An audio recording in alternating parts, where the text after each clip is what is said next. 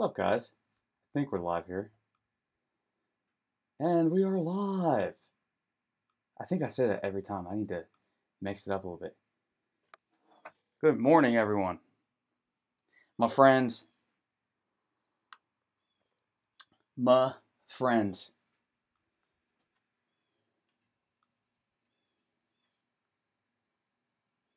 My friends. Good morning. Schmorning. Y'all, welcome. Oh, they're just pouring in here now. We got 7. What's up? Man, we were at 30 yesterday. Let's get to 30. I think we peaked at 30. Let's get 31. Invite a friend. Say, come check out this weirdo with the cock hat on. Woo! Yes.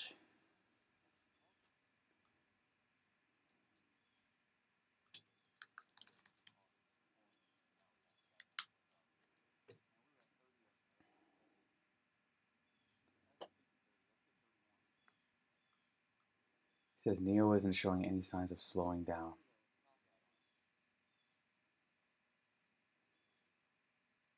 Where's N? There it is. Gosh.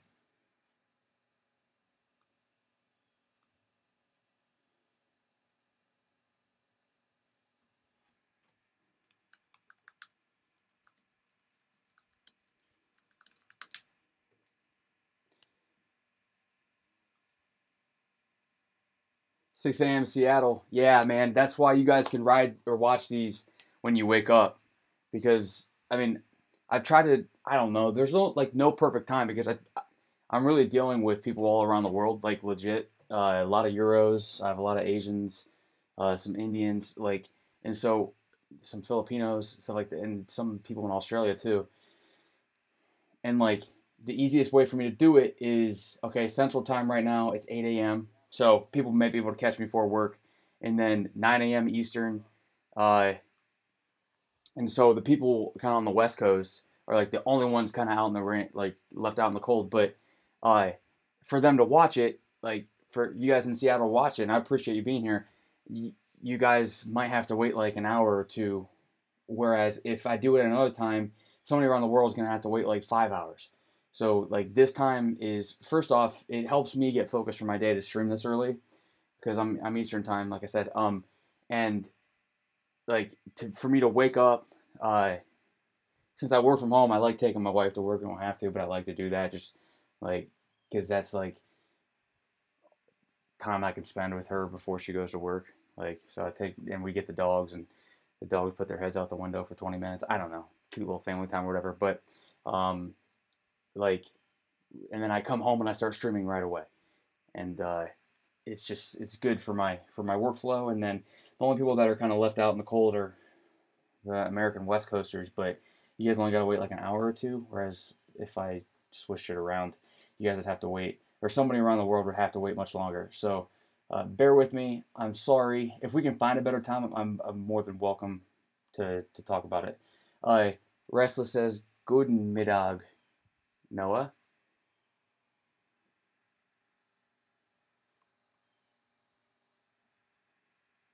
Good morning. Chad, I posted a what to do in the Telegram the other day. You told me to delete my app. So trying to learn, as you can see, why I'm here. Uh, if I told you, what do you mean I told you to delete your app? I was joking. If I,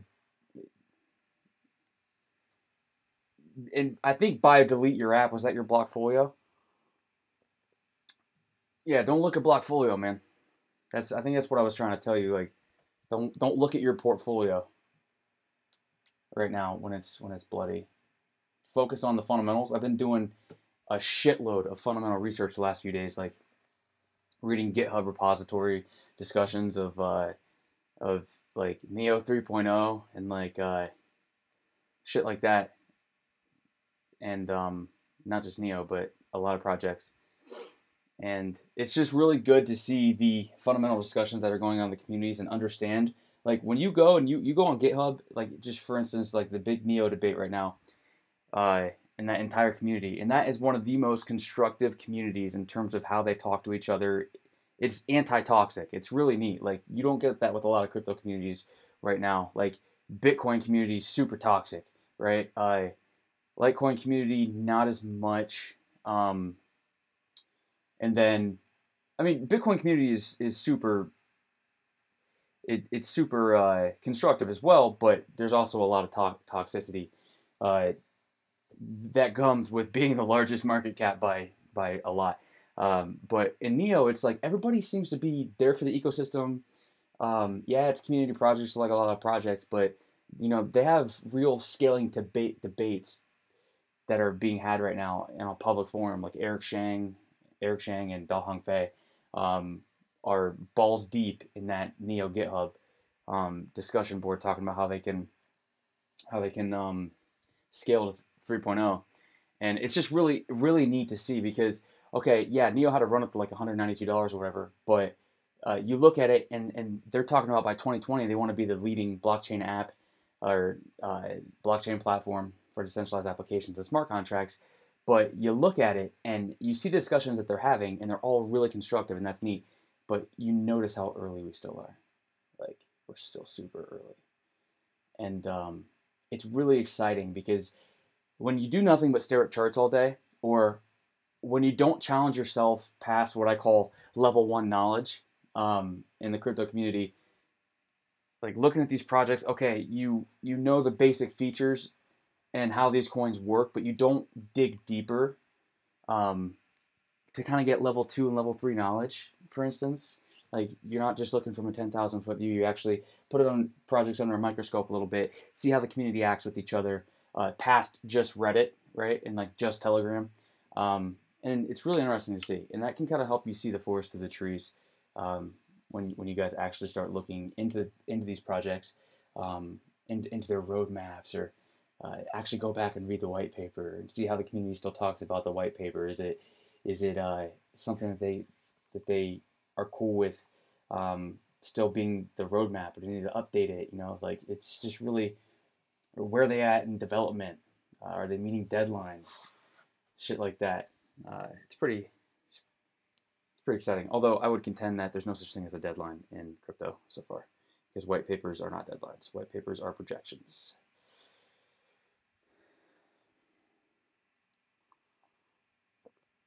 Yeah, don't look at your freaking blockfolio, guys, because all that's gonna do is freak you out. But you have to understand how early we still are. So I'm not a bulltard by any sense of the imagination, but I am macro bullish, and I'm not just a Bitcoin maximalist. Like, uh, I guess in the literal definition, if you're a Bitcoin maximalist, then you're a shitcoin minimalist or you're an altcoin minimalist. But I am a Bitcoin maximalist, and if you want to change the definition a little bit, turn it around to uh, I want Bitcoin to reach its maximum potential. Uh, and I think there's a lot of alts that have a ton of potential.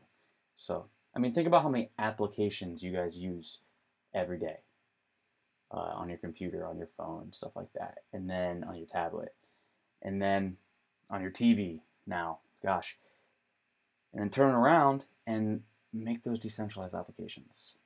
Take out the middleman.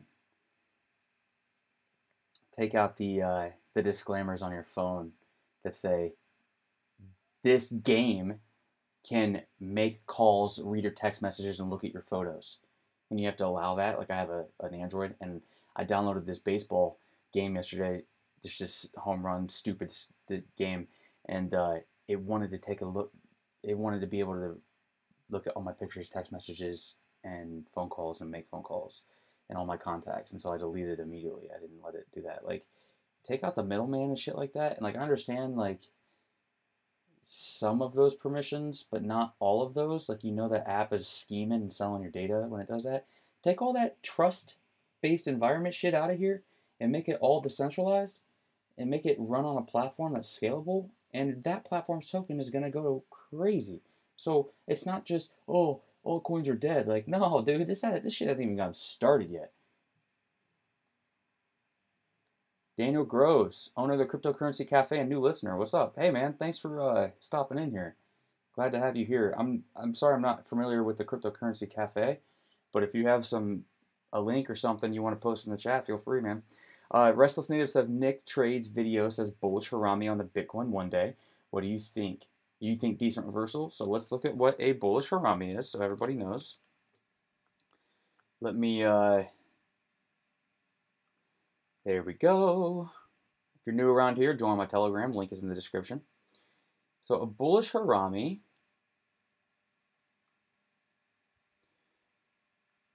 is this right here. So it kind of, and she's right, because it kind of looks like a fat doji candle, like indecision in the market. And then the buying or selling pressure afterwards confirms if it's bullish or not, right? So like large indecision in the market. You have a big spread between the open and the close with buying and selling pressure on top. So you get like wicks. They don't have to be like crazy long wicks or anything. They typically aren't. But then like the next day will be kind of like an inside day. And if it's green or red, I mean, that tells you everything you know. So let's look at Bitcoin and let's see if that lines up with what we're seeing here. It does. Look at that. I mean, it's all about the daily close, second day. But here's the thing. This was kind of like a bullish Harami here too. Look what happened. So.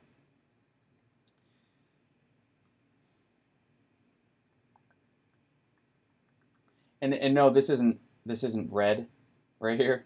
So by this definition, it's not, but it's the same price action. I mean, it's the same thing. You would want the candle to be red on the left if you can't, or green on the left if you can, right? The pattern can still, or the candlestick form can still take shape, but and this as it is technically a bullish hammer, kind of, right? Only because the wick is damn near 3 times longer than the candle body.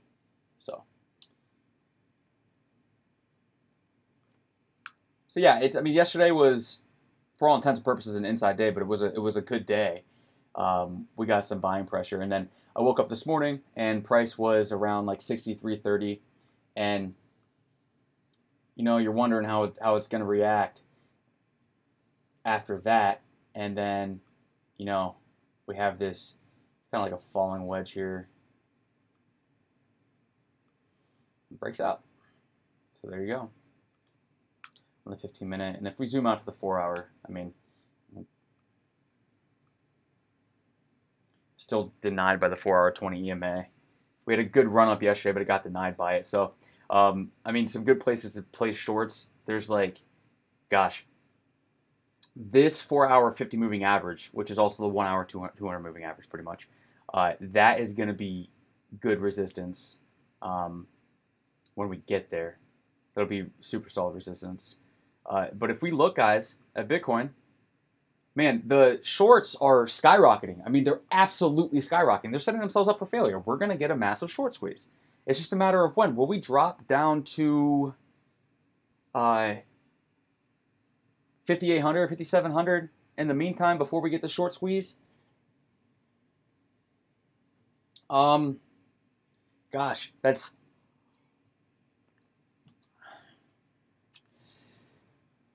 I don't know if if shorts have enough room to... Of course they have enough room, but I don't know if shorts have enough room to break 5,800 or 5,750, the lows from February on the first try. So let's go to tensor charts and see where the buy orders are stacked.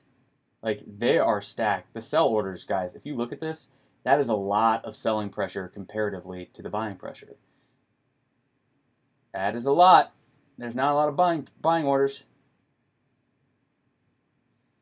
On BitMEX, I'm sure it looks the exact same way. Let's look at on Binance, BTC. 6,200. I mean, Binance does not lead the way. Still a large exchange. Let's look at Bitfinex. 6,150. But if you, I mean, not a ton of buy orders at the moment. they're trying to fill out the order book, but without a doubt, there's more selling orders. 6750's got some orders. This can all change, guys, as whales play their games. That's why I don't typically. I like to look and see where the volume is placed, like the liquidity is placed on the chart. Other than that, I'm not going to sit here and watch. This will change in an hour, right? So.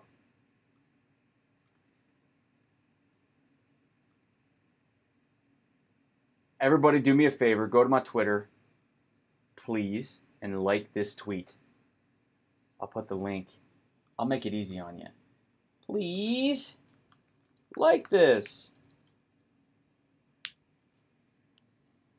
And retweet.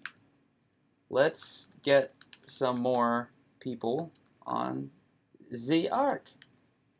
Okay, so key question though is which alts will survive and which will simply die. Well, okay, and this is another thing. Everybody talks about alt dying. I don't disagree that some alts are going to die. But like with anything else in life, the cream will rise to the crop. So is it a good project? Here's your flow chart. Is it a good project?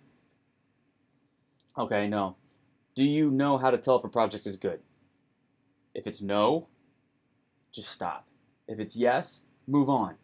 If it's yes, is it a good project? Yes. If it's no, don't buy it. It'll die eventually. If it's yes, it'll rise to the top. Link doesn't work. Man, what you talking about, Willis?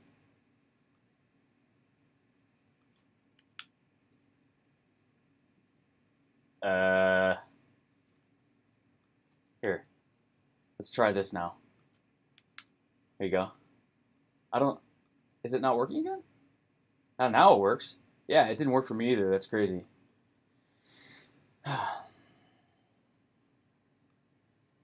But yeah, man, I mean, shorts are piling in. And yesterday at this time when we did our TA live stream yesterday, there was like 3,000 to 3,500 more longs than shorts on Bitfinex. And now, I mean, this is any time that shorts overtake longs, it doesn't last very long. It just doesn't. People are more likely to hold longs than hold shorts for a while.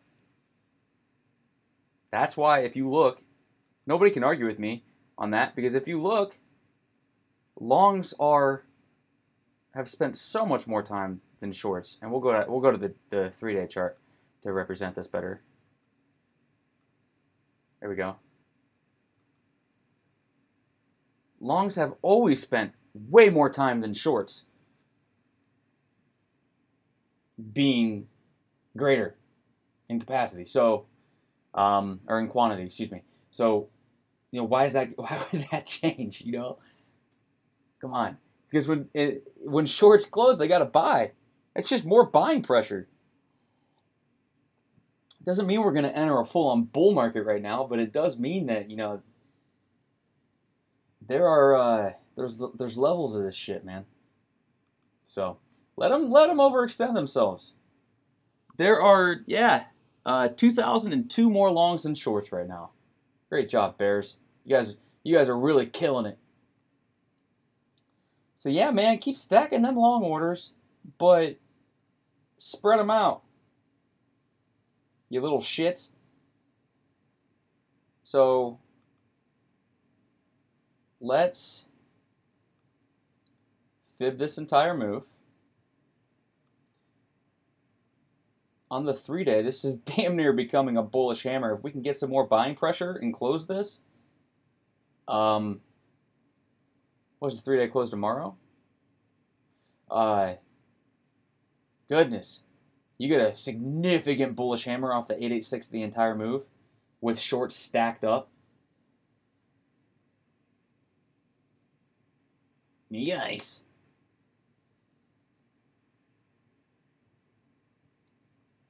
And if we get a significant move, like the thing that we need to do here that we have never done, guys, that we've never done, if you look at it, You have here, here. In this bear market, we have never made a higher high. We've made a lower low or a lower high if this is the low, but if you look at candle, like real body closes, low, low, new low, right? Low, new low, new low. High, high, lower high. And so you could say that this was the first higher low that we've made. It's local, super local to this low. But if we do get a reversal here, and we can get some more buying pressure, and the shorts are making it possible, because you think bulls are pigs? Bears get fat, right? They get fat and go to sleep for a while. They always hibernate. And it's the bull's job to put them into hibernation eventually. So they always come back out. You got to watch out. Fat and hungry, or skinny and hungry, trying to get fat and happy. But pigs get slaughtered no matter what. So if they want to be piggies, let them be piggies. This is promising price action. Without looking at the candles, the way the market is reacting right now is promising price action. Because you are getting damn near, I mean, pretty much an ascending triangle.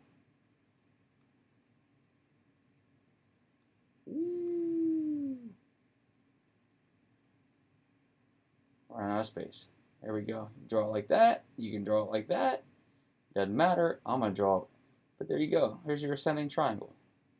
Props to you. 3 points to you if you saw that. So,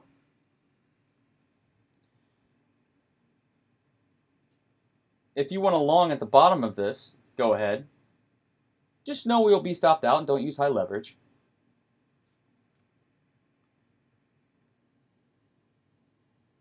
Do you trade coins like Tron or Verge, or do you stay away from coins like that? No, I trade any coin.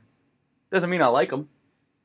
You can make money on shit coins. Like the shittiest of shit coins, like Tron, the toilet company.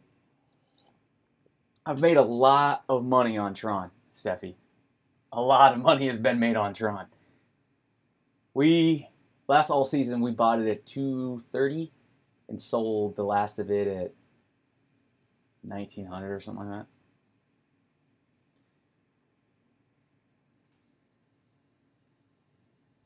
Okay. So Cubs wants to know, Noah, please show me using some candles on a chart there how you mean to set the stop loss on a daily closed candle. Thanks. So here's what I mean. Go to the day. So if you want to take I trade mostly daily charts, right? In this market at this time, it's the best thing you can do. So, that daily bullish hammer is just great. Goodness gracious. We got a long time until daily close, guys. So don't be getting all ahead of yourselves yet. So here's the thing: if you want to take a trade at the bottom of this trend line here, and on the daily, like you could draw it like this, but we'll see. And this flattened 50 on the daily tells me that could be a magnet. Is cloud there? Daily cloud edge, 6,800, 6,750. All right, so let's take this off and answer the question. How would I set a stop on a daily close on a trade? So typically, I'll look at the daily. I'll say, oh, this looks like it's setting up. I want to take a trade here. And then I'm going to zoom in on the 4-hour and try to find my entry. So if I try to enter around, probably, here's this fib level, right? That's the 786 right here. And if I want to try to take it on this trend line here, now remember, this looks a little different than the daily. And I want to take it, it really doesn't matter because I'm just going to give an example. All right. And I want to take it somewhere along here. Let's say that my bids are 63.75 to 63.82, right? And I don't want to go less. I'll use 2x leverage, right? And I've decided that this is going to be my stop level. Or you could have below this candle be your stop level. And that's probably what I would do, right? And so what's the price on this low? I go to this low, and it's 6,300. Nice and round, right? You get that right here. Here's the low, and you just hover over that candle, and it tells you the low of that candle. 6,300, right? So the daily candles close at 8 p.m. Eastern Standard Time. Okay? 8 p.m. Eastern Standard Time. So I will come back at 8 p.m. Eastern Standard Time, or as close as I can to it, and if that daily candle closes below 6,300, okay, 62.99.99 or less, then I'm stopped out. It's always a manual stop. It's never a it's never like just a stop market, stop limit, whatever order that you put in. It's a manual. So you set an alarm on your phone. Oh, it's 7:55 p.m. Eastern Standard Time, or wherever you are. If you're on the West Coast, it's 5 p.m. your time. Okay. If you're in London, it's midnight, I believe. Whatever, midnight or 1 a.m. And you come back, and when that daily candle closes, if it's below your stop level, the horizontal that you've drawn, the price that you're not willing to see the market go past, then you sell. That's how it works. So when I say, oh, I'll be stopped out on a daily candle close below this price, that's all I mean. I'm going to come back at 8 p.m. I'm going to look, and if my price is still above my stop zone, I'll stay in the trade. If my price is below the stop zone, I'll get out of my trade.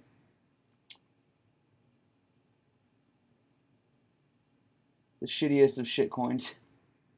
That's like Rick James saying the stickiest of the icky. Know what I'm saying? Cubs, does that make sense, brother?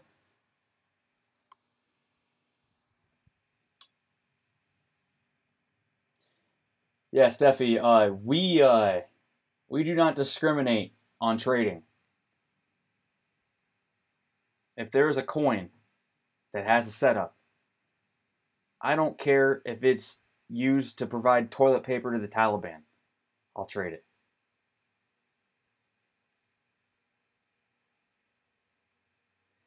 Chad Brundage, legit question, how do I explain to my wife what is happening in the market currently when the last time I showed her was early January?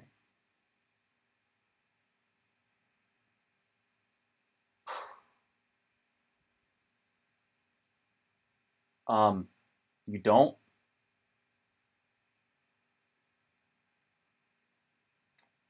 And here's why. Like, just say everything's fine. Just say everything's fine. Everything's fine. If you believe it's going to be fine, I do. So, you just have to, man, I mean, think about it, right? Is she going to understand anything about any of this? No. Okay? So why put that stress on her? And she's going to have an emotional reaction. She's a noob to this space. She is the newbiest of the newbies to this space. She doesn't know how these market cycles work. She doesn't know what a market cycle is. She doesn't know the tech. She doesn't know the next Bitcoin or Litecoin block halving. You know, she doesn't know when Icon staking is going to come out. She doesn't know when Neo 3.0 is going to be, the white paper is going to be released. She doesn't know any of that stuff. So all she sees is, oh my God, it's collapsing. Get her money out of there, please, ASAP. When really we haven't even started the bull run yet, in my opinion. If you share that opinion as well, dude, I mean, you can be like, oh, it's a little rough right now, but like, don't show it to her, right? She doesn't need that. That's just gonna put stress between you guys, put stress on her.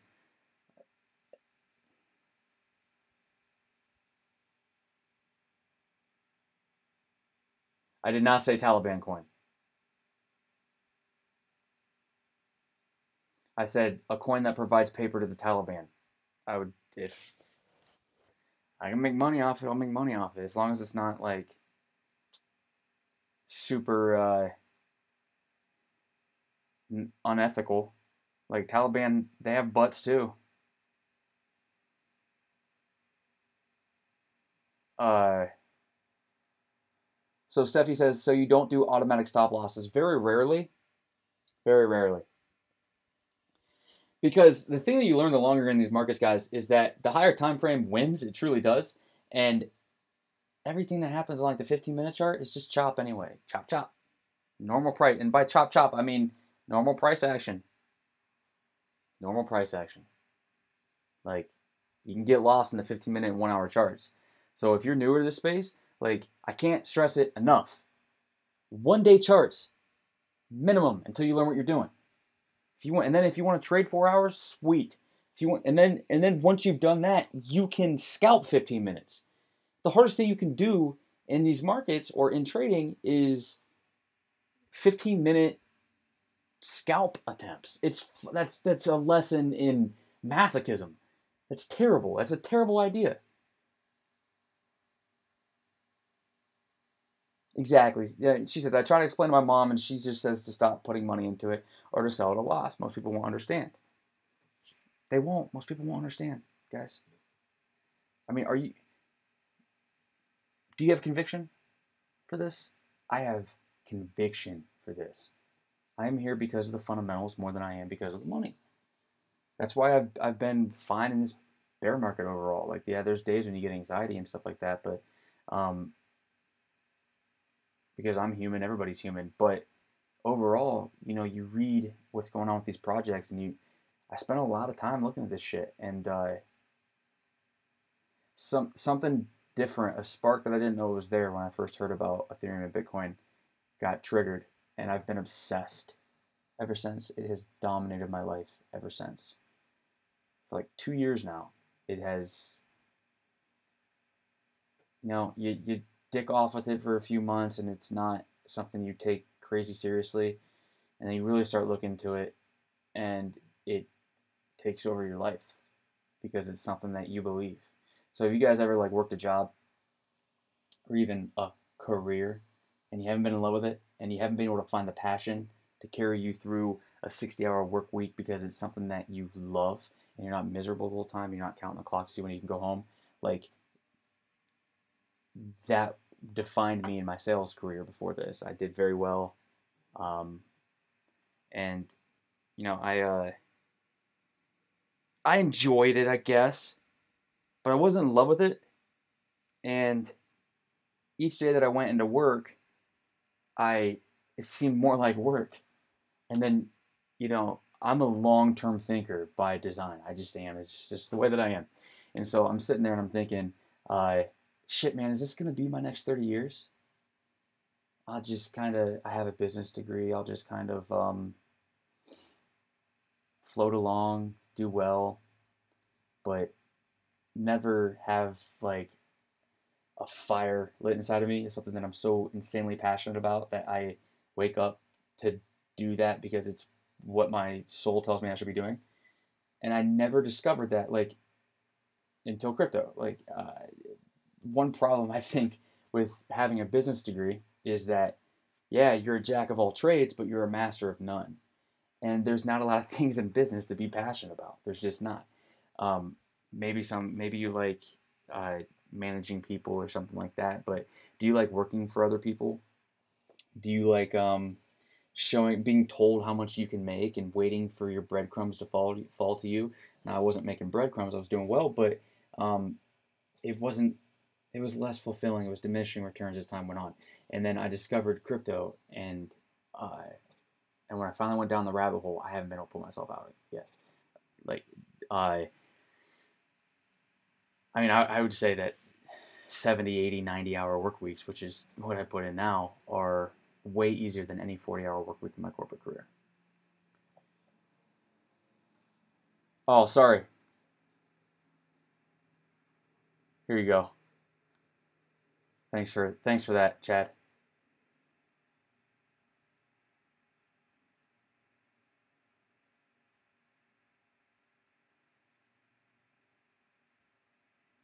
John, never realized Noah had such solid relationships advice to pair with charting. Now I'm wondering why I told my GF about wrecked Dragon portfolio. Yeah, Dragon, thanks a lot.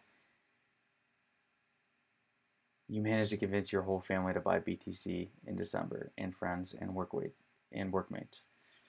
Yeah. I had a couple of those. Whoops. They're gonna thank you in a year, homie. Just saying. This is how I got sucked into crypto space. My passion is now in direct competition with my career. Yeah, man. And you guys notice how, like, if you think about it, and you wonder if there's ever gonna be a bull run again, how addicting is this shit? Like, honestly, ask yourself, how addicting is this shit? I mean, this is the single most addicting thing I have ever probably come across.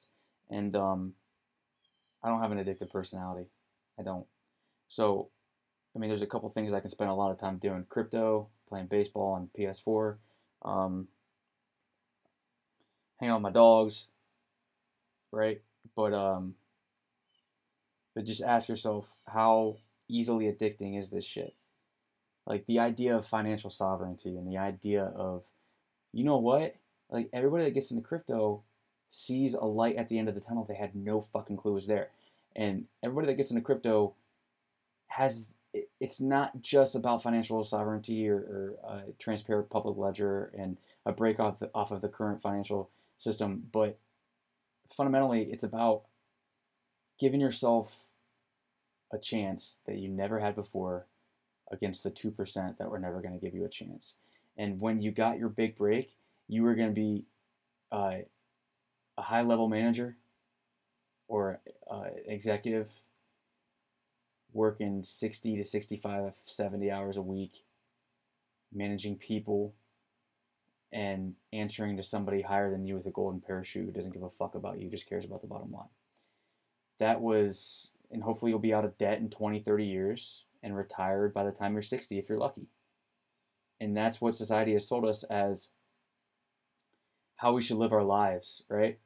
And then you look at it and you see that, well, chances are most of you and myself have student loans, and you're sold like this false bill of goods, especially in America, where if you graduate high school, you're supposed to go to college, get student loans, make it happen, pay it back, um, and and then work to pay off those student loans and keep being a good soldier and show up for work and keep getting promoted, and then eventually you'll have the life that you want. But I don't know about you guys. Um, I'm a a counter. I go against the grain by nature. It's just the way I am, right? I see stories in the media. I call bullshit before I believe anything that I read. I'm a counter trend trader. Uh, I'm just a different breed of dude, right? Like I don't go with the flow. I am the one that actively goes against everything that I see, like in terms of whatever the herd's doing, chances are I'm not. So, and crypto offers that for me, right? Um, it offers that for me, and you look at it, and so what? This has all been long-winded, and I have a habit of doing that, and I'm sorry because I can get off on a tangent, but you know what? This is my YouTube channel, so deal with it. Um, what I'm getting to here is what I started with. This shit is addicting. And it's not just addicting because you're gambling addicts, okay? And I'll joke and I'll call myself a degenerate gambler and I'll call you guys degenerate gamblers. And this is all a joke. You're not. You're not a degenerate gambler. You're going all in on something that gives you hope that you've never had before in your life. And maybe this doesn't apply to some of you, but it applies to a lot of us. You look at crypto, and what's the general age in crypto? It's a lot of millennials. It's a lot of 20 to 30-year-olds, even 18 to 30-year-olds, something like that. And we're all told how our lives are supposed to go, and we just fucking had enough of it. Because like it feels like slavery to me to work another 30 years for a corporation I don't care about, that doesn't care about me. It feels like slavery. It feels like I'm a dirty whore if over the next 30 years I am a yes man and I'm working to get a 5% raise every year. That's time that I don't feel like I have to give to somebody else. I'd rather give it to myself. I'd rather give it to my family. And then you look at the technology behind all this shit and how it truly is better and how it gives everybody a chance. And uh, and that's why you're addicted to it. Okay? That's why you're addicted to crypto. That's why I'm addicted to crypto. And so after that, when newbies come in, they're going to get just as addicted. How fast did you get addicted? When retail returns, how fast did you get addicted? None of you got addicted to Bitcoin. You got addicted to altcoins, to the next Bitcoin. Nobody got addicted to $20,000 Bitcoin, to $15,000 Bitcoin. You bought some Bitcoin or bought some Ethereum for two reasons. Number one, to buy shitcoins. Number two, to participate in ICOs, some of you. Otherwise, because you saw these pumps and you wanted the next Bitcoin because you already missed out on Bitcoin. That's why we're getting another alt season.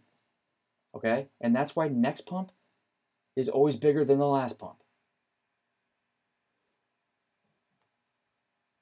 At what point was it too late to sell your alts? Now.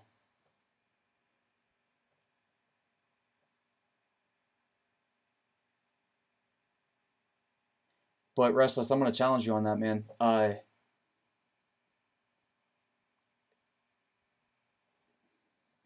It's since you've been in crypto and since December. If you look at it this way, it was too early to sell your alts. It's way too early to sell your alts. Think about it. It wasn't on a 1 year time frame, but the only way that you can guarantee that you're going to be around for the next bull run is to be around for the next bull run. And look, this is no way to look at it, but there's a silver lining to this, is that you've learned a lot about what not to do that you wouldn't have learned if you. I guess you would have, but it always helps when there's skin in the game, and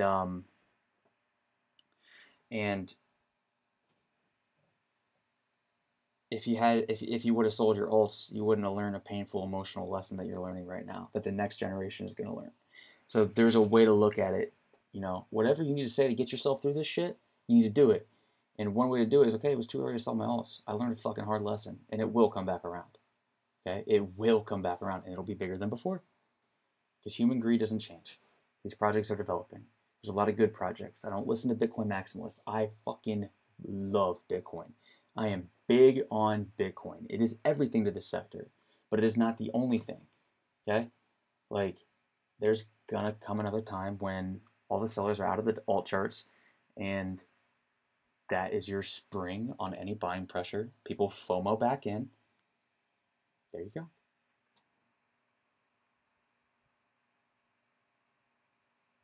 Yeah, Chad says, I was born in 1980. To this day, I regret not listening to my high school teachers telling us to invest into Microsoft in the late 90s. Crypto is my second chance. It's your second chance, man. A lot of famous traders lost everything a number of times. Yeah, man, and that's a really good way to look at it, Daniel. Um, the reason that they lost everything multiple times, or the reason that they were able to come back from it, is because of market cycles. Market cycles. Okay? Markets go up, they come back down. They thrill everybody on the way up, they scare the shit out of everybody on the way down. They thrill everybody on the way up, they scare the shit out of everybody on the way down. And I instructed my private group to, last month or the month before, to write themselves, when everything was dumping, to write themselves a note for the next bull market of what they want to tell themselves.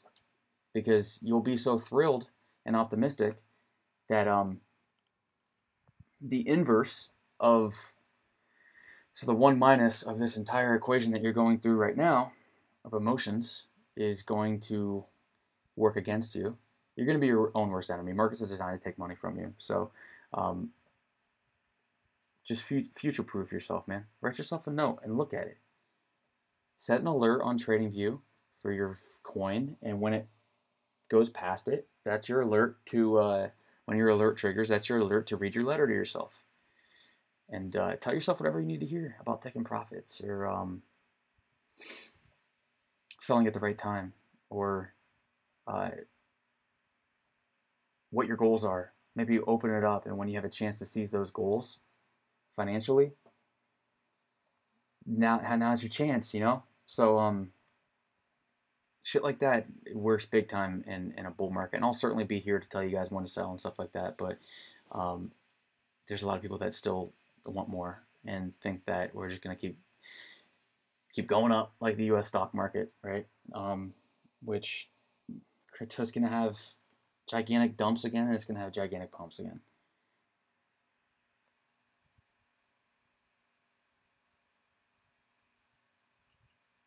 $2018.0503. I'm assuming that's March 5th. In America, we go 0305 for March 5th.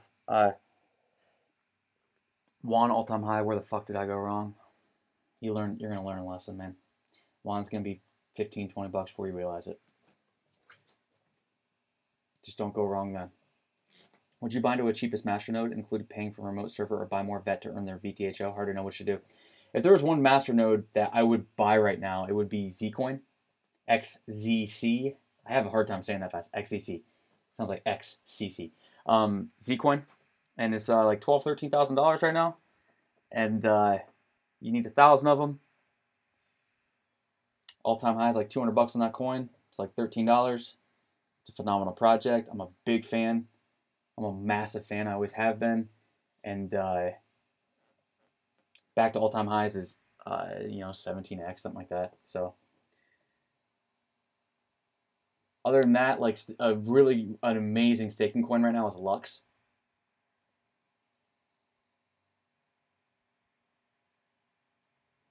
Like if I open up my Lux wallet,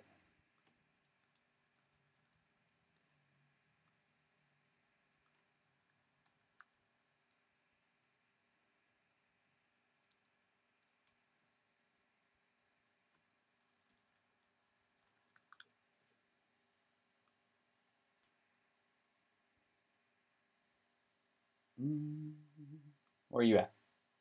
Why are you not in my website history, you little shit?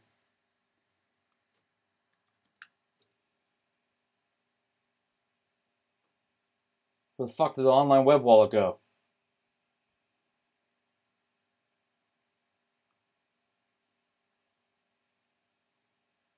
Did they take it offline?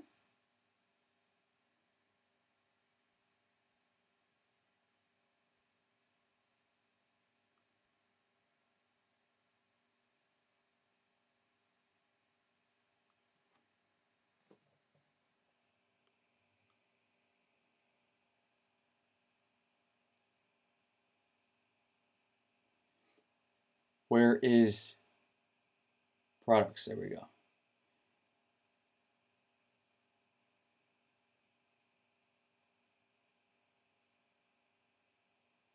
Dude. Here we go. Web wallet. There we go. I don't know. Okay, so I'm going to log in here real quick.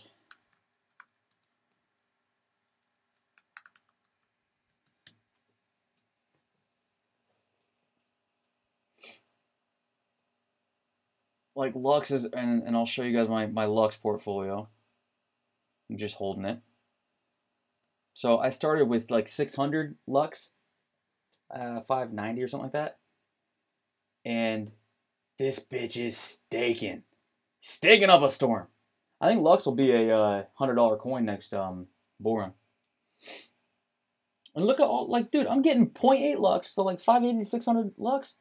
I'm getting 0.8 Lux.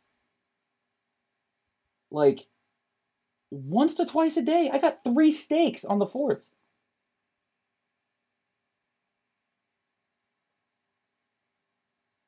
It's aggressively staking, and the more Lux I have, the more I stake. So guess what? Just snowballing. Who cares what the price is right now? Buy a good amount and let this shit stake, man.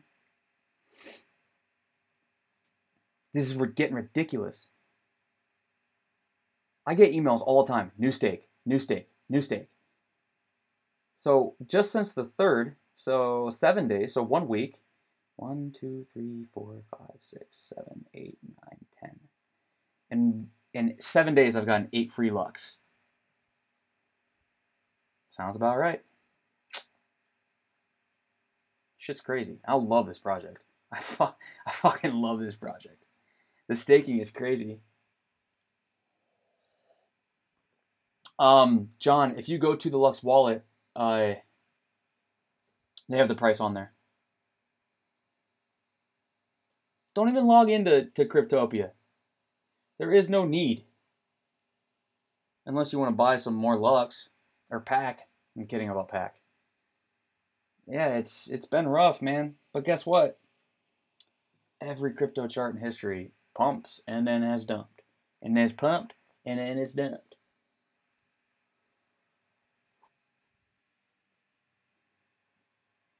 I took a lot of profits last alt season, man. And I've been averaging down on these charts ever since, but I took a lot of profits last alt season and had a big tax bill, and I paid off some debt and set aside money for my salary basically, and just. But I've kept a lot into crypto because I still believe in it. So. And like I shared this in my Telegram yesterday and in my private group. So go back and read this shit and stop worrying about today's prices for Litecoin. Did I? Yes, okay. Litecoin having, just think about this, okay? Litecoin having set for August 25th, 2015. Uncertainties loom over price. Litecoin, a peer-to-peer currency and open source global payment network, announced it will be halving on Tuesday, August 25th, marking what the Litecoin Association calls a milestone in the cryptocurrency's 4-year history. 4 years, 2015. They had uncertainties loom over price. And the price at the time on CoinMarketCap, okay, it had a less than a 200 million market cap, like 170 million market cap. And its price in BTC was 0.014. Okay? But what was BTC at that time? So let's just go to CoinMarketCap. Let's look at the date. Like, what was the US dollar value of Litecoin at that time?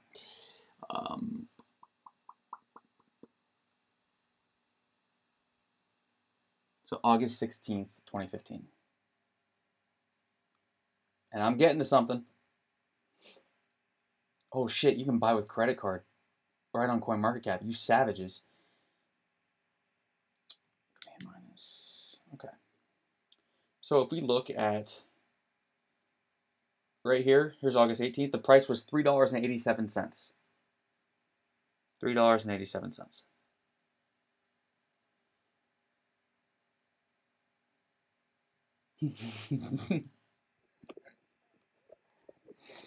And they were worried about the price before the block halving. And it got up to over $300. So where am I getting at with this? Well, there's a lot more demand now. A lot more demand. No. Litecoin block halving. We're less than a year.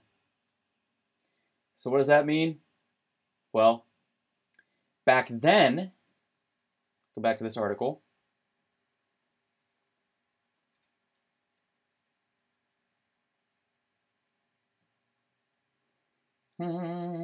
Where's it at? All right, so in this article, you know, every time a block was mined, there was 50 new Litecoin rewarded to the miner that mined it. Okay? After the block halving, there was 25. Every block. It's 25 now. In less than a year, that'll be 12 and a half new Litecoin given to miners. So if demand stays the same, and the sell-side liquidity is cut in half, because miners systematically sell a lot of their coins to stay profitable, stay in business, to pay the bills. Well, and a lot of times they'll send a lot of them sell over the counter, but a lot of times they'll send their Litecoin, they'll have it automatically sent to their exchange address to sell. Just, okay, and then go search for the next one and sell again, and they got a business going. Well, if they're no longer sending 25, and now they're sending 12 and a half, cut this sell-side order book in half. A lot of it, right? Not the whole thing, but the systematic part, right in half. Demand stays the same, the amount of cells go down. Supply and demand. Supply is down, demand's the same, price is going to go up. If supply goes down, and we bet a year from now the demand for Litecoin is going to be higher, that's my bet, what's going to happen to price? It probably tells me that the difference between the current sell, the systematic selling, and the new systematic selling, so that much, and then the current demand and the higher demand, that much, so you add this much and this much together, that's probably somewhere where price is going to go to the upside. And that's obviously not, like, that's obviously ballparking a lot of shit, right? Like, oh, this difference, and that's not going to line up on the chart, but you guys know what I'm saying.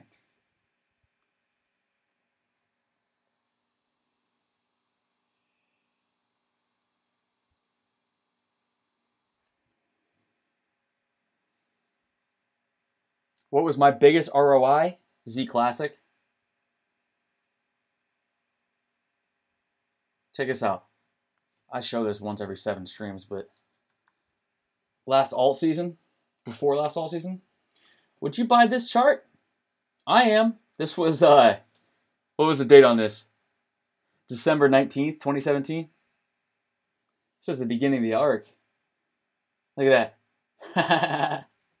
24K sats. I said, would you buy this chart? I am. Because Rhett Creighton, this was before the Bitcoin private fork. When I saw you announce that, I was like, jump in, baby. So where did Z Classic go from 24K sats?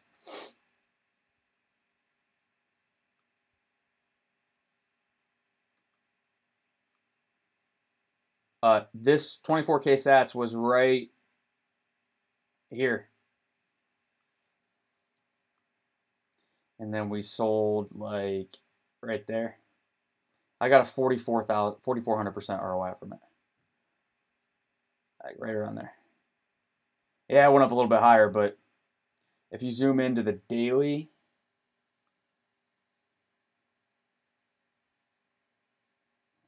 there's like a head and shoulders pattern. I closed below the 20 EMA, and then we were out after that. Yeah, you know what? It went a little higher. Whatever. I made 4,400% from it, so. Paid a lot of taxes on that bad boy. Other than that, I hit a 20 Bitcoin trade not this market cycle, but the last one on Litecoin. I was like 0.8 or something like that, like right around here. And I sold at like 0.016, like right around here, on 2.5x leverage with my entire portfolio when I started. Whoops. Wife and I had steak that night. And guess what? I'm going to do it again, not on leverage, on this cocksucker. Oh, man. I can't fucking wait. So close. This is going to be this. Boom, son. And it's going to be like this. Ready? Let's assume the market bottom for like, let's just say that it's somewhere near the low. We'll go right here, right? Well, I'm looking at least a 2.618 fib extension for the next market cycle. Okay.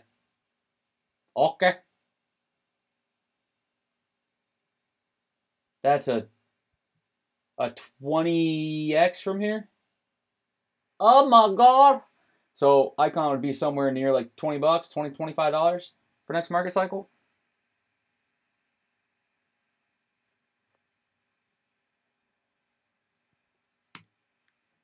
Yep. You bet your ass. It's the next Neo in terms of how the market's going to react to it. Look at that. Market shit their pants. Bang. Who was that dumbass that said markets don't reverse in V's yesterday? Some Indian guy.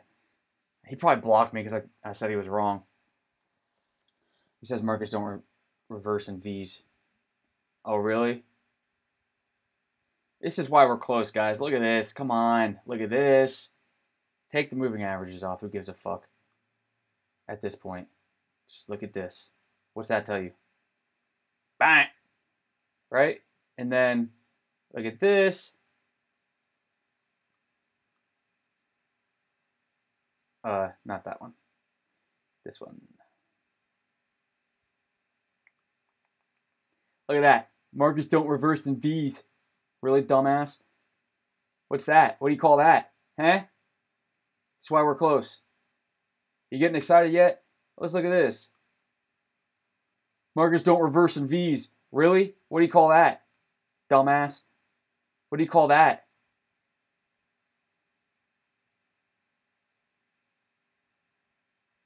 Smart ass.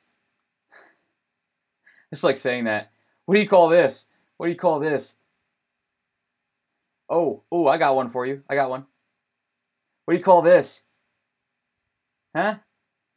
I got one. I got one.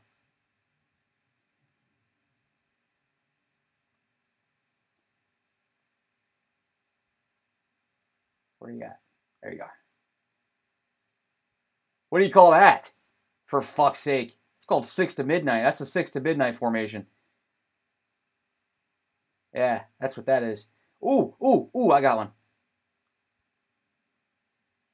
What do you call that, dick? Haha. Oh, this is Binance. What do you call this? Bang. Bang. I got one for you. I got one. What do you call this? Burn. Well, no, this isn't a good case. He's right on that one. He gets to call me the dumbass this time. All right, so I'm like 9-1 against him. What about Sitecoin? Boom. I mean, and you really go, okay, that's a small pump, but is it 200% in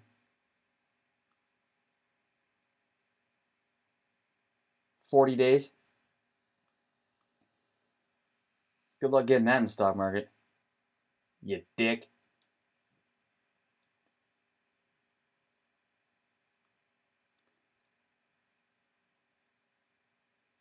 Yeah, Steffi, I use cointracker.io, and then I just put the API keys into my exchanges, and then do first in, first out method, and then give it to my CPA. He does my tax, my tax return.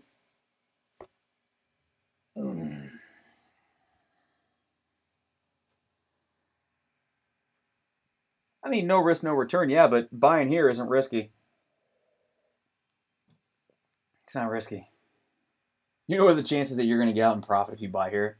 About 198%. You know what I'm saying? Look back at what you did and how you felt when you entered it. Oh, he's John McGuire's given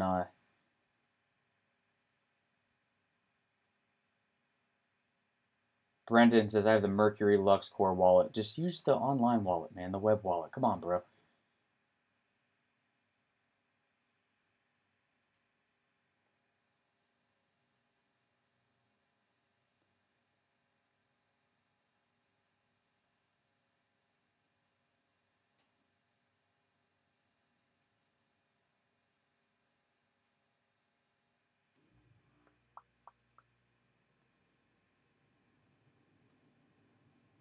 Yeah, Daniel, you said the empowerment provided by suddenly having control over our money is like a drug. It is, man.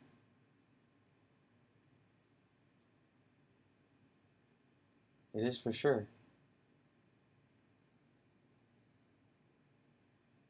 What else you guys got? It's been an hour now. If you start slowing down, I start slowing down. But the view count is up, so there are people in here. Make sure you like the video. Make sure you subscribe. Click show more in the description. There's my Twitter. There's my free Telegram. There's my Instagram. There's my email and my website. You want to get in contact with me? You want to join the private group? You want to try the free group out? Oh shit, Sidecoin is now under 100 sats. Oh my god.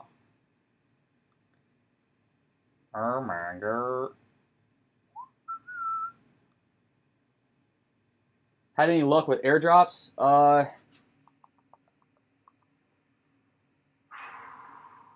Have I had any luck with airdrops? Yeah? Fuck yeah, I have. In terms of, but I've always sold before the airdrop. NXT last all season, I made a 10x while I was on vacation. And you know what the funny thing is? Alright, that was in this November. But I'm going on the same exact vacation in September. Late September. And the market's in the same spot it was last time. Did you hear me? I'm telling you guys, it's a fucking sign. Second, because my wife's aunt is the VP of sales and marketing at Disney for the cruise lines or whatever. And she got us a free cruise last year. She got my wife and I another free one this year. And it's just funny. It's just funny. I've already put it on Twitter and in the Telegram, John. It's already on my Twitter. It's in the Telegram from last night. It's in the private group. I'll post the link in the chat, though. Here is the link to the LTC 2015 block halving article.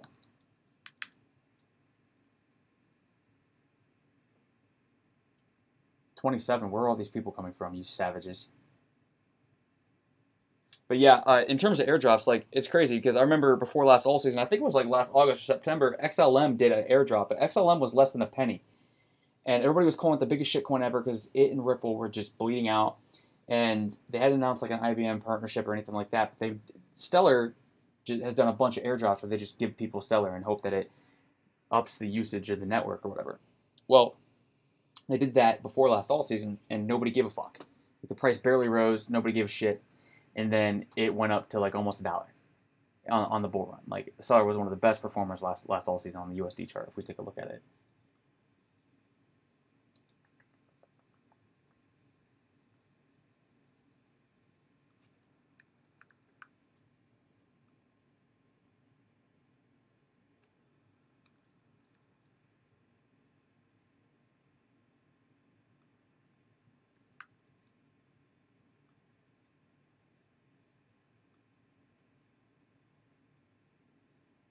No, not Binance, you dick.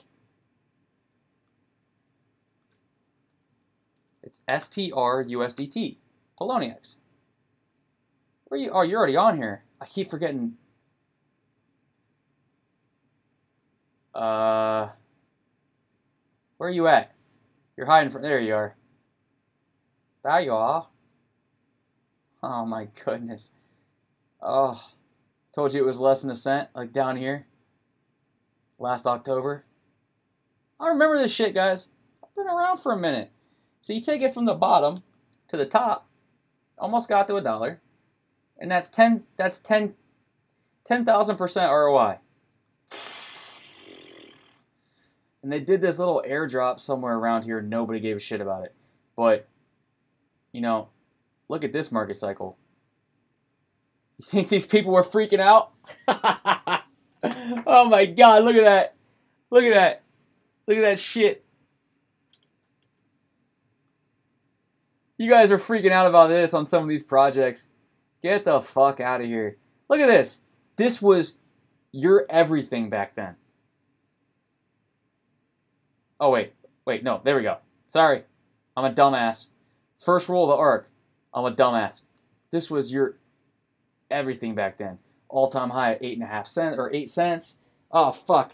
We're all fucked. You know? Like, we're all screwed. This is never going back. Look at this pump. I should have sold. I'm a dumbass. Look at that. And you're all freaking out. Come on. Does that give you hopium? You know how many people back then say, we'll never get an alt season again. We're never going to get an alt season again. We're fucked. We ain't never going to get one of them alt seasons. Y'all got any more of them alt seasons left? Oh, man, we're talking about from early May 2017 until, like, fucking December. People shitting their panties. So that was like 7.5, almost 8 months. And then boom! And this was 11/26 to, yeah, it was a month and a week. 5 weeks. So it's like, oh my god, are we ever going to get another all season again? We're fucked. Who shorted the market? Yeah, you wish a lot of things, but you know what, Daniel? You got another chance to do it again. But if you ain't buying at these prices, who the fuck are you? You know what I'm saying? Like, if you're not buying at these prices, what is wrong with you? Do you like money? Yes. Then buy. Just average in. We got time. Here's the funny thing, though, is like, I wouldn't be surprised, because if you look at all those charts from last all season, and like, if we actually, like, close below there, I'm pushing caps lock. I should be pushing fucking, there we go. And then come somewhere down to like here on a wick, like 10 cents or something, freak 8 cents, freak everybody out. And then V back up to a new all-time highs. That's probably how this could go. I'm not going to say probably how it is. Just keep averaging in. Is there new blood? Yes.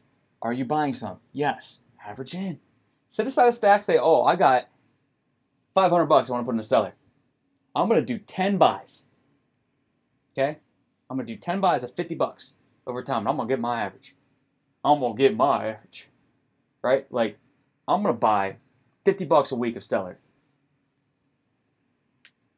So that'll give me 10 weeks. It'll give me 2.5 months.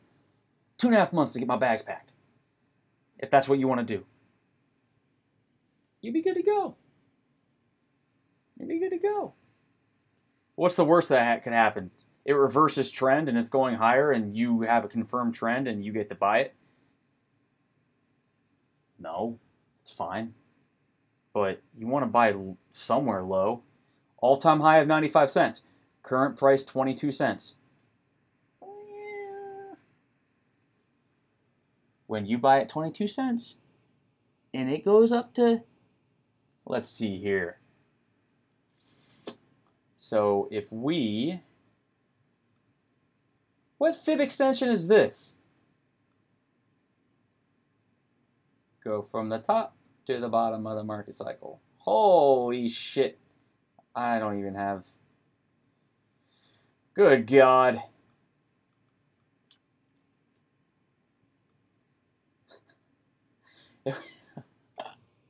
It went past the 10. 11? Holy shit. Right to the 11 it closed at. What if this goes to the 11? It didn't got to stay there. You don't got to sell up here. You can sell right here. You can sell right here. It doesn't matter. Just sell fucking up here. You know? Like, buy your wife some red panties. It'll be red panty night, as Conor McGregor says. It'll be a good time. Honey, we did it. We made it. We're rich. Just whatever you do, quit freaking out. You know what I'm saying? Smoking this hopium. When moon? I don't know when the market's ready. Who gives a fuck? But we'll be here. We'll be here. And I will be your spiritual guide to all season. I promise you that. Ain't no doubt in my mind. Just bide your time. Learn your fundamentals. Do your diligence. Your due diligence. Do your own research. Learn about the projects. Fall in love with the projects. And be prepared. Prepare yourself to know where the money's going. That's all I'm saying. And then if for some odd reason you got stuck in a coma, nobody had access to your crypto portfolio, and you had to wait another market cycle, which one's going to come back around? Which one is going to come back around? That is the question. You know what I'm saying?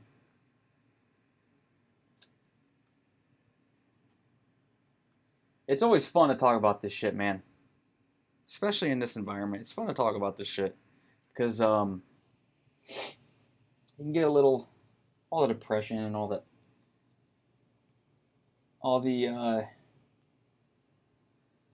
ooh, Trezor integration with MetaMask. No shit. Little things like that make me happy. All of the capitulation behavior and depression, anxiety, panic. It's just like, all right, dude. You know, you won't be here when it comes back around, and then you'll FOMO at the top, and you'll buy my bags, and you'll learn another hard lesson, right? Don't be that guy. Don't be that girl.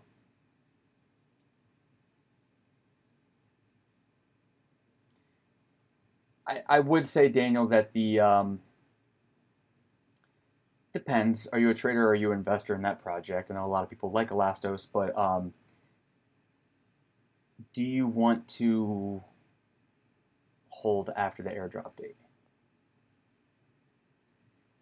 Yeah, ongoing bullish news keeps the spirits up, but like, I'm not in my own echo chamber here, right?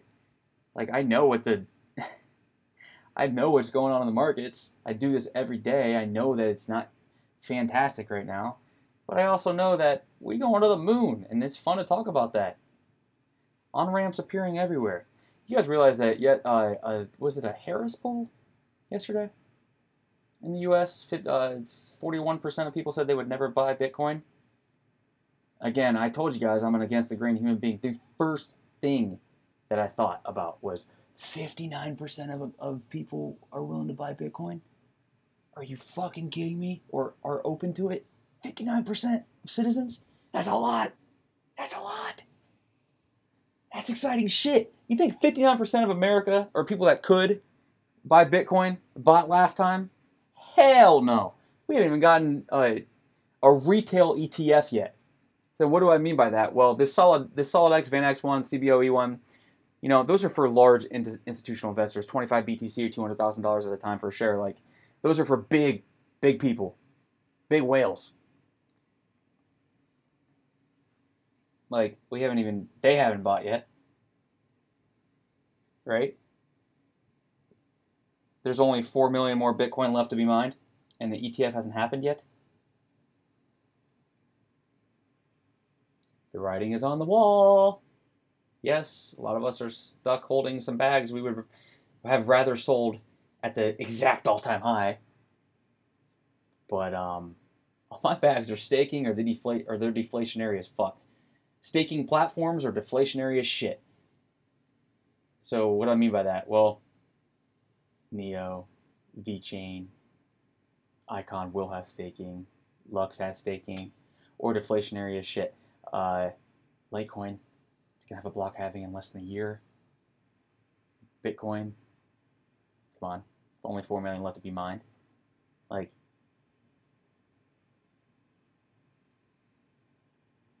Tomo Chain is a tiny ass project, but Long Vong Silvers.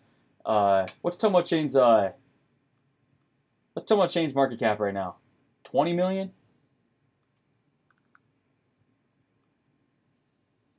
14 million?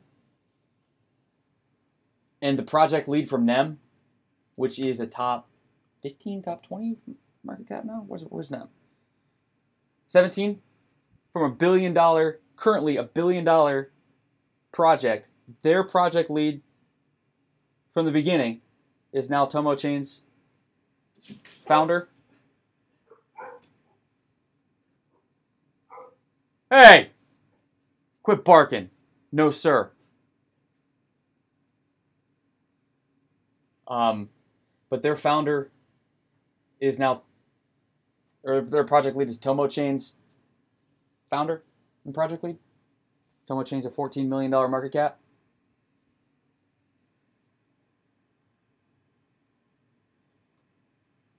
That's some crazy shit. $14 million market cap platform. Going to have 99 masternodes, I believe. They just announced a partnership with T-Food, with a lot of people, which a lot of people are bullish on. Not a lot, but enough people. And it's a $14 million market cap. Why can't T-Food isn't even on here? Why can't Tomo Chain be a $250 million market cap in the next bull cycle? Minimum $500 million. And then what is that? Is 20x to 50x returns? What's the price of Tomo Chain right now? 26 cents. Gonna have masternodes. Total supply is the same of Neo, 100 million, which is 16 million more than Litecoin. So it's not a lot, right? Like 5x more than Bitcoin. But you look at some projects like even Icon, their max supply is 800 million, right? Okay, that's a lot. Lumens,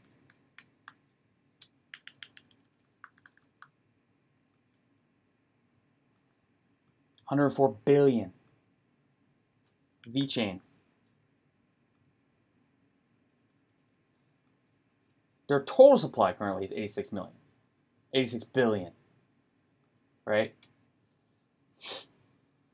NEM, another platform, 9 billion. Dragon, another platform, 433 million. Stratus,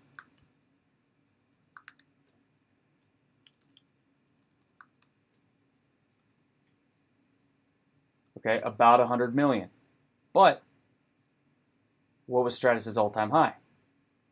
Over $20. 21.21 on a US dollar value. And it's got almost the same exact circulating supply as Neo.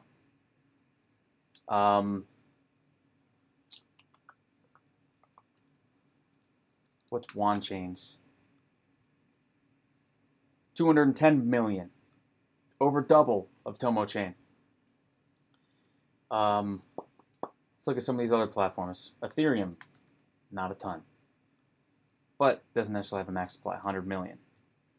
And Ethereum's all-time high is 1,400. So there you go. Tomo's going to 1,400 by design. I'm kidding. Let's look at the coin market cap. EOS, 900 million circulating supply. Cardano, 25 billion, 26 billion circulating supply. Tronzo platform, 65 billion. Okay, Ethereum Classic, 103 million max supply, or circulating supply right now. All-time high, over $40. $45. Okay, so Ethereum all-time, 100, locally a 100 million max supply, or circulating supply, whatever. So Tomo, it only has a 55 million circulating supply right now, but its max supply is 100 million, so let's just go with that. Let's look at the coins that are somewhere near that. Neo, $192 all-time high. Ethereum Classic, $45 all-time high. Ethereum, $1,400 all-time high. And then Stratus, $21 all-time high. And Tomo Chain has a project lead, a founder, who was a project lead of a $1 billion market cap coin. And what was NEM's all-time market cap?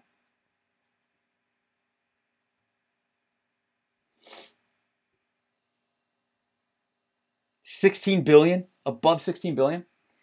And so look at that. And you're starting to see that shit can get super wonky in the next bull market. It doesn't need to stay up there. It just needs to get there. So why the okay, let's look at Tomo. Let's look further. Well, it's not a what markets is it on? How easy is it to buy this shit? Ever heard of Hotbit? All right, so Tomo's on Hotbit, KuCoin, and IDEX, basically, and Gate.io. I don't even know what the fuck Hotbit is. But its daily trading volume is $369,000. 57 BTC daily trading volume. What happens when it gets added to Binance? And then I shared this yesterday, and oh, I'm way up there. Here, take me down here.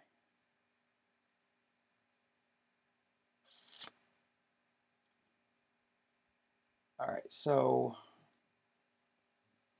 it was in the Gem Finding Club.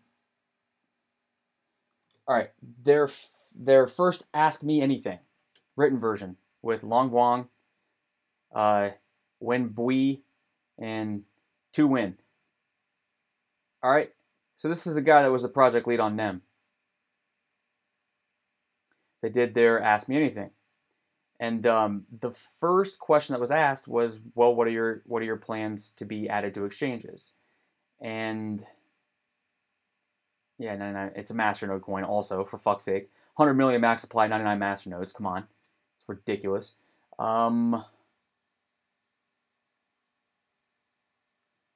It was the first question, but for some reason, it's not the first question on this article.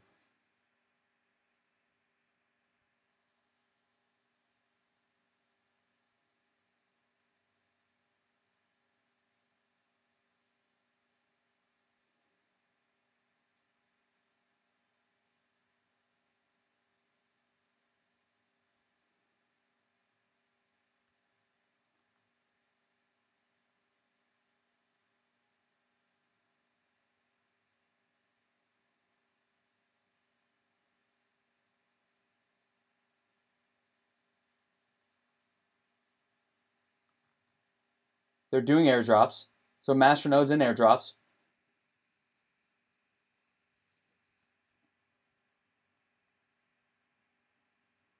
They're trying to reach 20K to 30K transactions per second.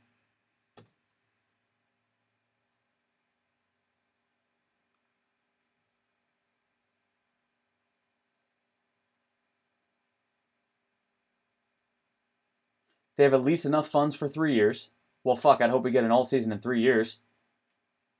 And remember, guys, this doesn't need to take over the world. We just need to get an alt season where big accounts go, oh, guys, buy this coin. It's the next big one. You remember how all those big accounts would like shill certain projects that were up and comers and they'd pump? That's how alt season goes. I mean, it's not like that's what happens in alt season. Like the newbies and the retail investors, they look to the big accounts to tell them what to buy next. Everybody piles in. All right, here we go. This is the one I was looking for, but this was actually the first question on the video version, and that's why I was having a hard time finding it, but it looks like it's near the bottom. So, Tomo Chain needs more volumes on the exchanges. Are you aiming to get listed on Binance, OKX, Huobi, or similar big exchanges? Yes, Huobi already visited our office. Next week, our CEO is Long Wang is joining an event organized by OKX in Vietnam, Ho Chi Minh City. Our plan is to get listed on one of the big exchanges after public testnet release. Okay, so it's not even on a big exchange yet. It's on IDEX. I bought mine off IDEX. But like, okay, KuCoin is a tiny exchange now in terms of volume. But what happens when it gets listed to Huobi, OKX, Binance, and you bought a 14 million market cap? Is there any way to look at the market caps? I'm going to do this real quick on my fucking screen.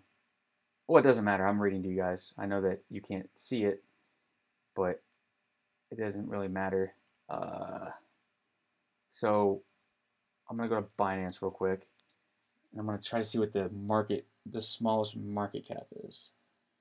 So I guess we'll do BTC markets and then 24-hour volume.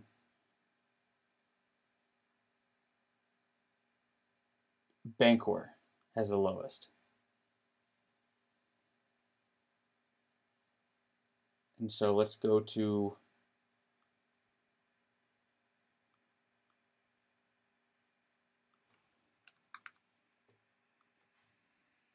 CoinMarketCap. All right, so the lowest trading volume coin on Binance is Bancor, BNT, all right? And BNT has a $95 million market cap.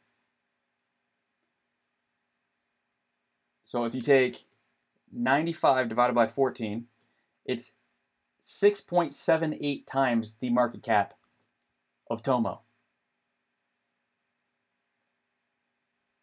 Do I need to say anything else? Do I need to say anything else?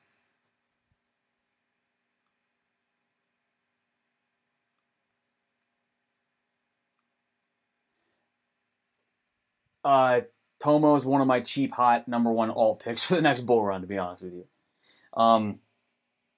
It's got everything you need to buy and wait and hit a 20x on, or a 10x. So it's at 26 cents right now, right? Is that what it was? Yeah, 26 cents right now. And if it gets to 100 million market cap, that will be 7x. So we're looking at $1.62, is that right? 0.26 times 7, $1.82, excuse me. $1.82 at 100 million market cap. 1.82 times 2.5 for a 250 million market cap, $4.55.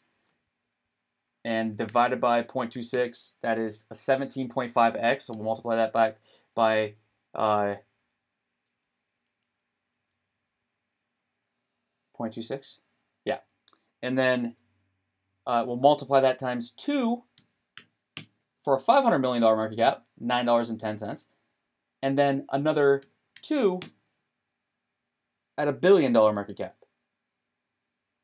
Now ask yourself, can it get to $1 billion market cap? Sure. NEM got to 16 billion last market cycle. I think it's more likely it gets to a 250 million market cap and then we'll reevaluate. But again, you don't need this to happen for a long time. You don't need it to stay at 250 million. You just need it to get there on a pump. And worst case scenario, divided by 2.5, $100 million market cap, $1.82. What was its all-time market cap? 120 million. All-time high price, over $2. Next time it pumps, it's going over $2. Okay? So if we, I don't know how to fib this.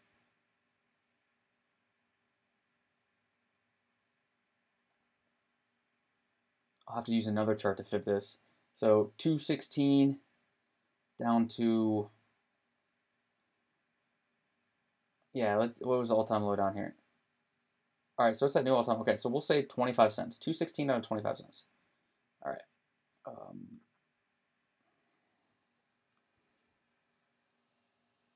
We're going to find 216 down to,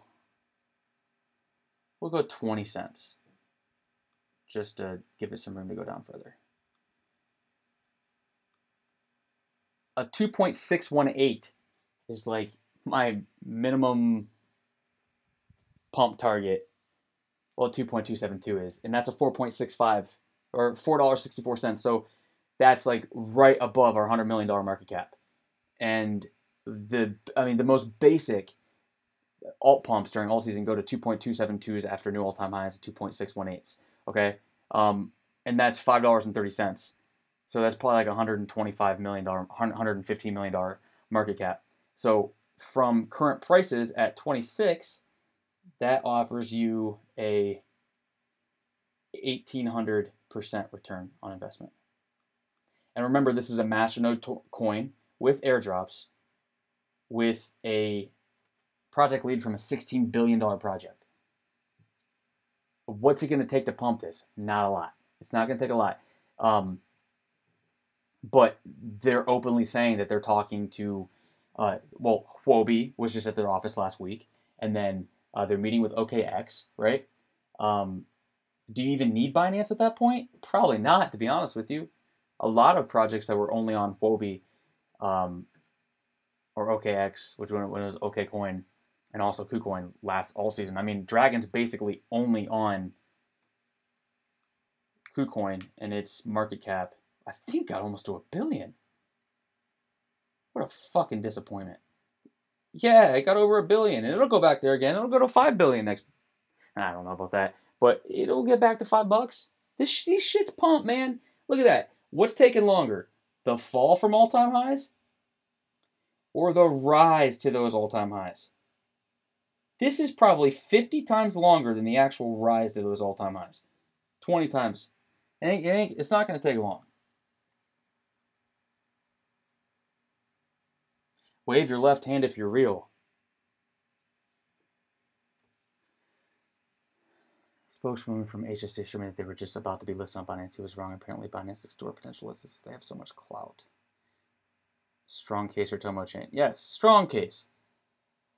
Just find the coins that you think are going to pump.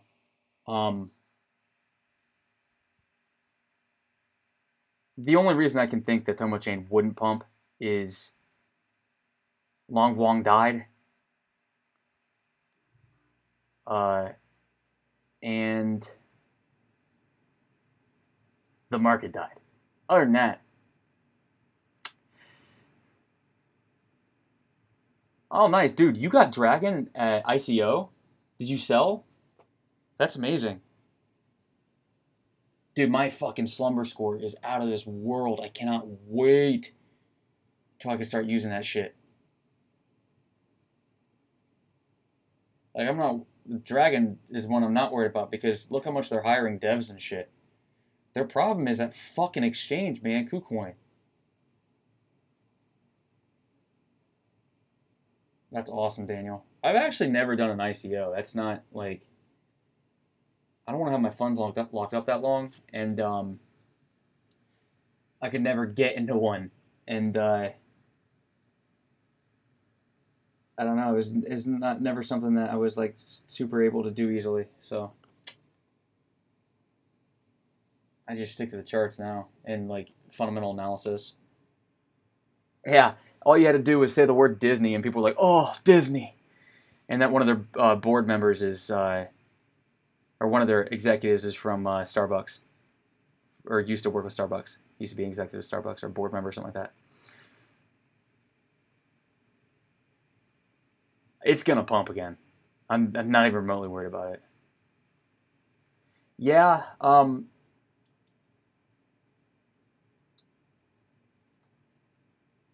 Who knows what's going on with the Binance listing?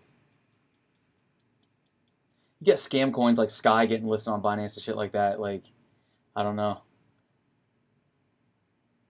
I thought that when they sponsored that NASCAR car was hilarious. Like, why? Why would you sponsor a shitty racer?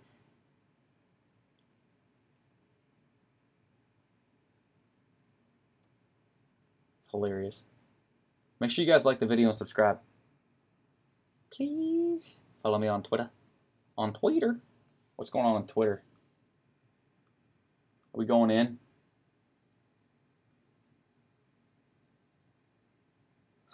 Thanks, Bay.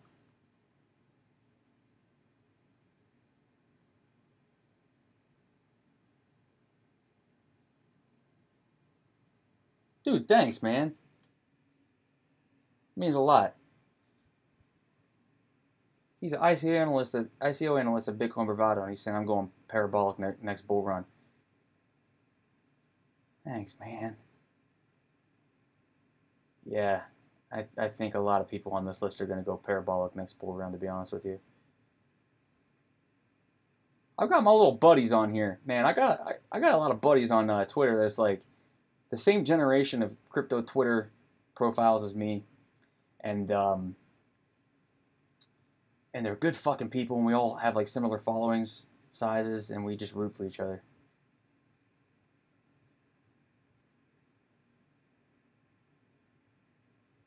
Daniel, thanks for the follow, brother. Nice sunglasses. When Lewis asked me what price do you think Litecoin will rise to when it halves, I wanted to respond with $69 so bad, but I can't troll everybody all the time.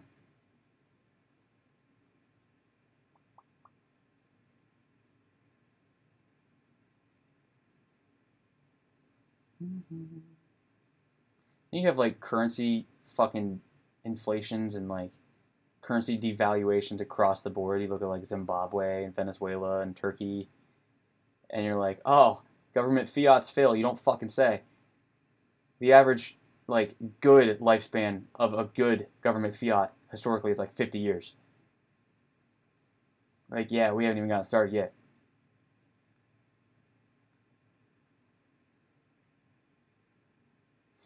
What's Bitcoin doing?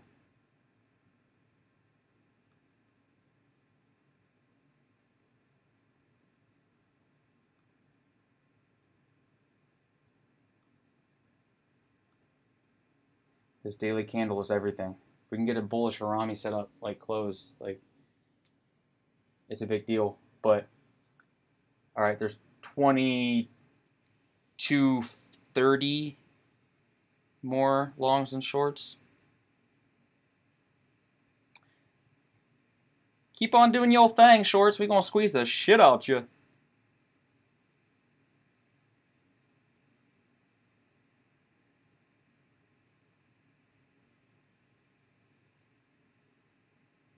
So like, all right, 0.886 reversals go to 0.5s, right? But there's some resistance around like 7K as well. So I'm actually stacking shorts like 69.50, 69.30, and then also putting some above 7,000, like right under 7,100, just to average into position to get some quick profits. Like 3 to 5x leverage. It should be pretty easy. We'll see. I mean, I'm not staying in any position too long right now because I'm getting my profits and getting out on Bitcoin just because like if this is a higher low, amazing. Right? And that would be like your bullish case. This is a higher low. Here we go again. Or, and like look at the daily stochastic RSI. It was 0 for like a week, and then now it's crossed bullish and is aiming up. Well, it's a lagging indicator, so it is what it is. It's not everything. But then you look at, like we said before, the shorts versus the longs, and man, you want to short near the potential bottom? I don't want to. The short squeezes are aggressive. They're aggressive as fuck. And if you get a short squeeze and then off of a higher low, oh boy, they ain't learning their lessons. Bang, you guys are the best. My homies. Crypto Captain, what's up? 9,000 followers. Do you follow me? You don't follow me. Why don't you follow me? I'll follow you if you follow me. You know what I'm saying? Thanks, Daniel. That's the thing also about Dragon that's so frustrating is they're right down the street from Bittrex, and they're still not listed. And let's go to Bittrex. I mean, what's Bittrex's daily volume? Dude, it used to be the Binance, but they're fucking stupid UIs. And then they redid it, but just made it worse. Okay, so the lowest. Oh my god, Bittrex's highest daily volume is 341 Bitcoin right now. That is terrible, and it's Cardano. They've got like, okay, here we go. This is the stupid thing about Bittrex. Or Dragon, I don't know. Look at these fucking coins on here, okay? ByteCent, Incent. You tell somebody you bought incense, they think you're talking about that shit you burn in your room, or they hear incest and call the cops on you. Breakout Stake, Pasita coin, more, Evergreen coin. What the fuck is that? Credit Bit, ArtByte, Europe coin, Unbreakable coin, Breakout. Yeah, Breakout's a real coin, right? Like, yeah, that's a good project. No. So why aren't they on Bittrex? They're right down the street. What's going on here? Not that Bittrex matters. Not that Bittrex matters. They are completely irrelevant. Do they still have the daily trading volumes at the top? Total volume under $1 million a day on the USD markets, and 6.5 million. Oh shit! Yeah, 6.5 million. Oh wait, no. Okay. 5,000 times 6,000. What is that? 30 million. 1,000 times 1,000 is a million. So what is that? Is 5,000 times 6,000 30 million or 3 million? 5,000 times 6 million is 6,000. Yeah, 30 million. 1, 2, 3. 1, 2, 3. $30 million a day trading volume. This used to be the Binance. And before that, Poloniex used to be the Bittrex. So what's going to be next? But the thing that's different about Binance is they have their own native exchange token that has utility with BNB, and Poloniex and Bittrex didn't have that. And then, like, Binance's customer support is so much better. Like, the reason everybody left Poloniex is because their customer support was so fucking bad. Support was so bad. And then the reason everybody left Bittrex is because their customer support and their UI were fucking terrible, and they weren't adding new coins. Binance is adding all these hot new coins. Binance has good customer support. And then, I mean, you also look at it that Bittrex had, and not only Bittrex, but Binance as well, they had to turn off last alt season. Like, the demand for this shit was so high that they had to turn off new account registrations for a while so they could catch up and then turn them back on again. That's gonna happen again. That's gonna happen again. It's gonna get fucking crazy. It's gonna get crazy. You have owned almost all of them at one point or another. Don't tell me that you've owned like Breakout Coin. Please don't tell me that, because you're a degenerate of the highest order if you have bought the lowest volume coins on Bittrex. As long as funds are safe, Safu, Binance will rule. Yeah, well, I mean, BitMEX is rolling right now. I'm interested to see if Binance opens margin trading, like when everything gets sorted with Malta and stuff like that. I don't know if they're going to do that or not. I mean, I would have to imagine they see what BitMEX is pulling in right now. And what did BitMEX do? Was it 1 million Bitcoin volume? Here, we'll look at BitMEX volume. What was it? It was like it was either yesterday or the day before. They set like a record for volume. 1 million Bitcoin in daily volume. Again. Oh! So, 1 million times 6,000. Is that $60 billion a day?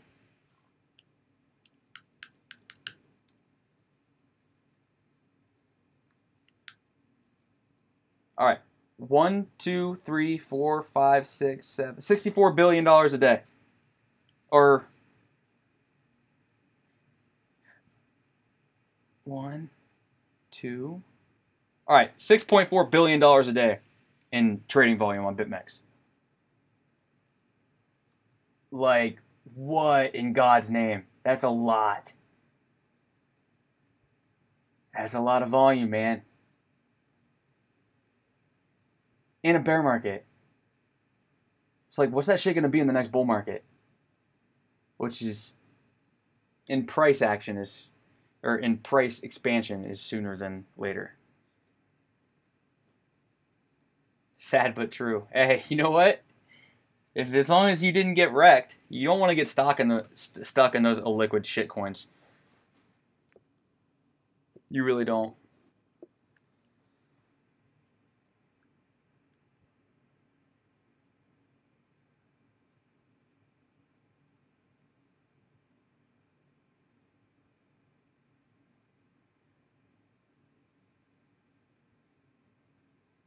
All right. You guys got anything else? I got 18 likes. I need more than that. But if you guys got anything else, let me know. We'll get wrapping up here if not. Why is there a Fortnite? I'm not interested in Fortnite.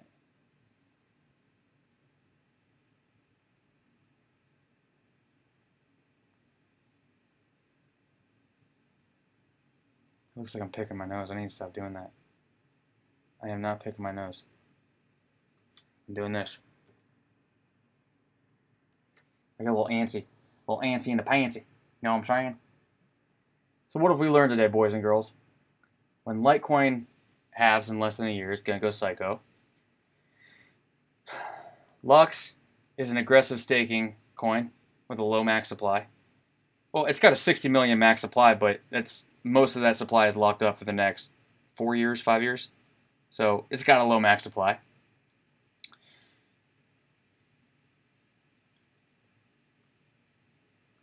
There's a lot of shit coins on Bittrex. Tomo Chain is a fantastic speculative buy for next all season. My bags are packed. I might buy more. What else? You little shits. What else did we learn today? Oh, we learned that it's natural to panic when you see these price charts until you see these price charts.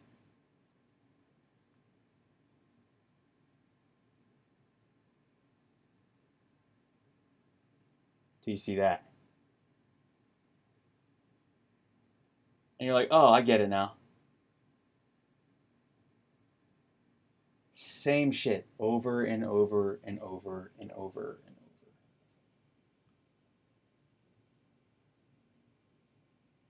Thanks, Daniel. I appreciate that, brother. Dude, I appreciate that. I'm gonna take a look at you guys and show you guys in my group as well. Shill. Shouldn't say that word. It's just like the cryptocurrency word to recommend. It's like a recommendation. It's like shill.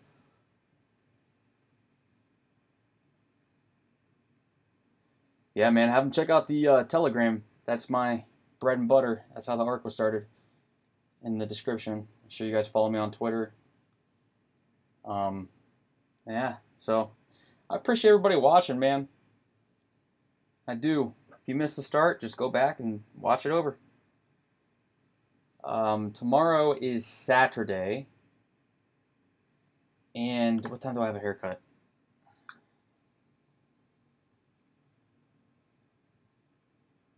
11 o'clock in the morning Eastern time. So I can do a stream tomorrow at 8:30 a.m. We'll probably do a TA stream or something. Or crypto news. Crypto news is tomorrow. Crypto news is tomorrow. But we'll also throw some TA because it hasn't been a huge news week. Yeah, so you guys can look at that like normally at 8:30 a.m., but sometimes I have to push it to 9 a.m.